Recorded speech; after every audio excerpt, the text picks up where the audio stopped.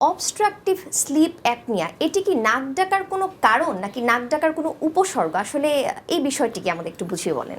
নাক ডাকা হচ্ছে একটি শব্দ যেটি একটু আগে আমরা আলোচনা করলাম। একই সাথে যদি এর ফলে কোনো রোগীর রাত্রেবেলা হঠাৎ করে ঘুম ভেঙে যায়, তীব্র শ্বাসকষ্ট হয়, সেই কন্ডিশনটাকে আমরা বলছি obstructive sleep apnea. Obstructive sleep apnea যারা আক্রান্ত তারা মাঝে মধ্যেই তাদের শ্বাস বন্ধ হয়ে যায়, স্লিপ সেন্টার আলটিমেটলি স্টপ হয়ে যায়।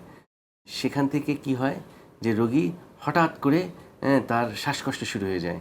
যখন ব্রেন অক্সিজেন ক্রাইসিসে পড়ছে তখন তার স্লিপ সেন্টারটা ব্রেক হয়ে আলটিমেটলি তার ঘুমটা ভেঙে যাবে।